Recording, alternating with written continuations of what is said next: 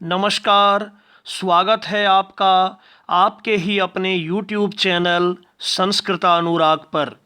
छात्रों, आज हम लोग NCERT द्वारा संचालित 10वीं कक्षा की संस्कृत की पाठ्य पुस्तक शेमुषी द्वितीयो भागः के चतुर्थः पाठः शिशु लालनम का अध्ययन करेंगे। तो आइए अब मैं आज के पाठ का अध्यापन कार्य प्रारंभ करता हूँ। चतुर्थः पाठः शिशु लालनम। सिंहासनस्थः रामः।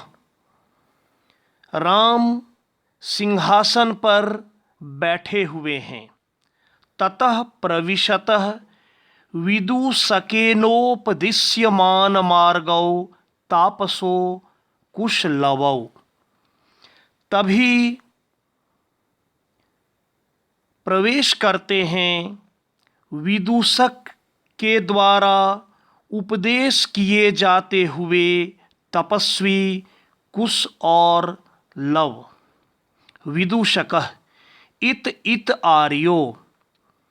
हे आर्यो, इधर से। कुशलवौ रामम उपसृत्य प्रणम्य च। कुश और लव राम के नजदीक जाकर, पास जाकर और प्रणाम कर। अपि कुशलम महाराजस्य। क्या महाराज की कुशलता है? रामः युष्मद् दर्शनात् कुशलम इव। तुम्हारे दर्शन से कुशल जैसा हूँ।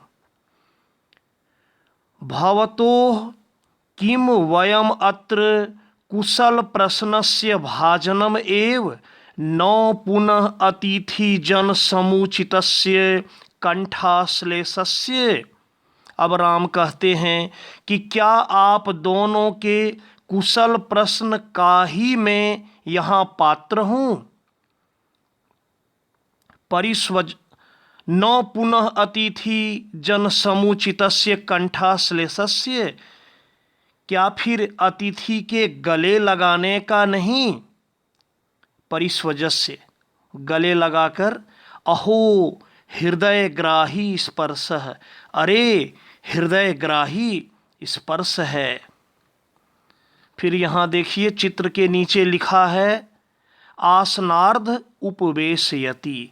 मतलब अपने आसन के आधे भाग में बैठाते हैं। उभौ दोनों कहते हैं। राजासनम खल्वे तत् नो युक्तम अध्यासितुम। दोनों कहते हैं कि निश्चय ही यह राजा का सिंहासन है, यहाँ हमारा बैठना उचित नहीं है।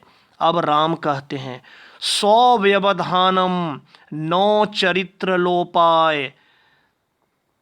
राम कहते हैं व्यवधान के साथ आचरण करना चरित्र के लोप का कारण नहीं होता है।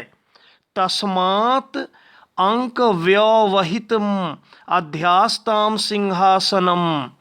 तो कहते हैं कि हृदय के समीप होने के कारण सिंहासन पर बैठो, और अंकम उपवेशयति गोद में बैठाते हैं। उभौ अनिच्छाम नाटयतः।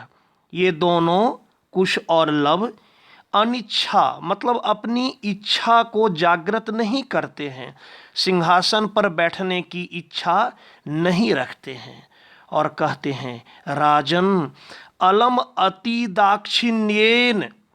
कहते हैं कि महाराज अधिक उदारता न करें। अब राम कहते हैं अलम अति शालीनतया।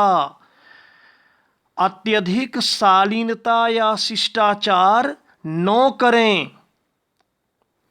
पुनः एक श्लोक है भवती शिशु जनो वयो अनुरोधात् गुण महताम अपि लालनीय एव व्रजति हिम करोपि बाल भावात् पशुपति मस्तक केत कच्छत्वम।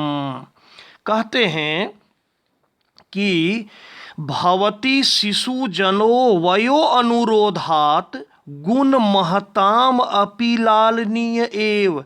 बच्चा अपनी आयु के कारण गुणों में महान लोगों के द्वारा भी लालन करने योग्य अर्थात प्यार करने योग्य होता है। कि भवति शिशुजनो, शिशुजन होता है वयो अनुरोधात, अपने बाल्यावस्था के कारण गुण महताम अपि, गुणों में महान लोगों के द्वारा भी प्यार करने योग्य, लालन करने योग्य होता है। और क्या, व्रजति हिम करोपि बाल भावात पशुपति मस्तक केत कच्छत्वम।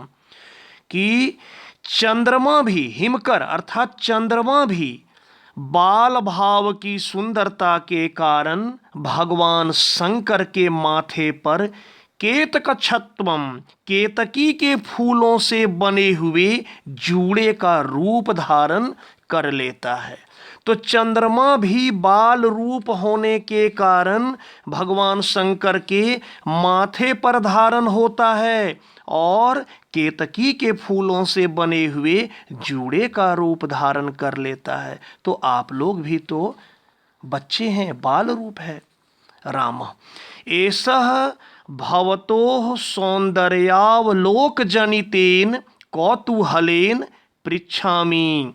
अब कहते हैं, यह आप दोनों की सुंदरता को देखने से उत्पन्न कौतूहल के कारण पूछता हूँ। क्या पूछते हैं? कि क्षत्रिय कुल पितामहयोः सूर्य चंद्रयोः को वा भवतोः वंशस्य कर्ता। कि क्षत्रिय कुल के पितामह सूर्य अथवा चंद्रमा में से कौन आपके वंश के पूर्वज हैं?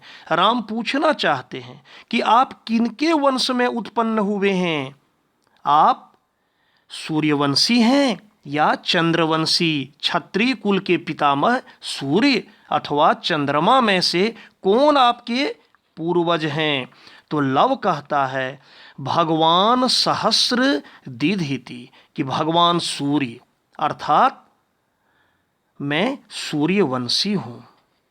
अब राम कहते हैं, कथम अस्मत् समानाभिजनो संवृत्तो, कैसे हम दोनों एक समान कुल में पैदा होने वाले हो गए हैं। मतलब राम भी सोच रहे हैं कि हम भी उसी कुल के हैं, सूर्यवंशी भी हैं और ये भी वही हैं। तो ये वही कह रहे हैं कि कैसे हम दोनों एक समान कुल या वंश में पैदा होने वाले हो गए हैं। अब देखिए, विदूषक कहता है, किम द्वयो अप्येवं प्रतिवचनम। विदूषक कहता है, क्या दोनों का एक ही उत्तर है? मतलब जब लव ने कहा कि हम सूर्यवंशी हैं तो कुश की ओर पूछ रहा है कि क्या तो दोनों का एक ही उत्तर है?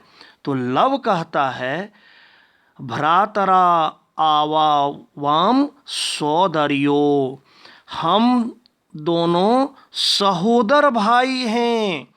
हम दोनों जो हैं सहोदर भाई हैं। आप इसे सहोदर भाई कहें या सगे भाई, कि हम दोनों सगे भाई हैं। अब राम कहते हैं, समरूपः शरीर सन्निवेशः वयस्तु न किंचित अंतरम।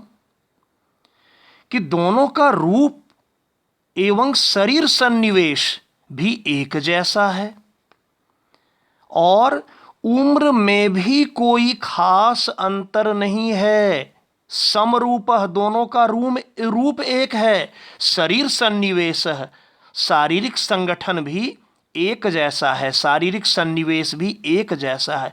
वयस्तु न किंचित अंतरम, और दोनों की उम्र, दोनों की अवस्था, दोनों की आयु में भी कोई खास अंतर नहीं है। अब लव कहता है, आवाम यमलौ, हम दोनों जुड़वा हैं। यमलौ का अर्थ होता है जुड़वा, जिसे आप इंग्लिश में कहते हैं ट्विंस। राम संप्रति युज्यते किम नामधेयम। अब सही है, क्या नाम है? लव। आर्यस्य वंदनायाम लव इति आत्मानं श्रावयामि। आर्य की वंदना में लव इस प्रकार अपने आप को सुनाता हूं। कुशम निर्दिश्य, कुश की ओर निर्देश करके। आर्योपि गुरुचरण वंदनायाम, कि आर्य भी गुरुचरण की वंदना में। तो अब कुश कह रहा है, अहम अपि कुश इति आत्मानं श्रावयामि। मैं भी कुश इस तरह अपने आप को सुनाता हूँ। अब राम कहते हैं, अहो उदात्त रम्यः समुदाचारः। अरे यह उदात्त और सुंदर आचरण है। किम नामधेयो भवतो गुरु। आप दोनों के गुरु जी का क्या नाम है? तो लव कहता है, ननु भगवान वाल्मीकि। निश्चय ही भगवान वाल्मीकि। प्यारे बच्चों, यह पाठ काफ़ी बड़ा है और एक वीडियो में यदि इस पाठ को मैं समाप्त करता हूं तो वीडियो काफ़ी लंबा हो जाएगा।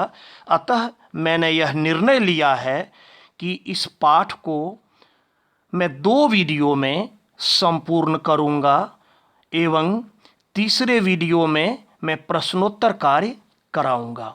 तो प्यारे छात्रों, अगर आपको आज का मेरा यह वीडियो पसंद आया हो तो कृपया इसे आप लाइक, कमेंट एवं शेयर करके मुझे प्रोत्साहित करने का कार्य करें। साथ ही मेरे इस चैनल संस्कृतानुराग को यदि आप अब तक सब्सक्राइब नहीं किए हैं तो कृपया इसे आप सब्सक्राइब कर लें, ताकि इस चैनल पर अपलोड किए गए प्रत्येक वीडियो की सूचना सर्वप्रथम आपको प्राप्त हो सके। तो आज के लिए इतना ही। सभी बच्चों को बहुत बहुत धन्यवाद।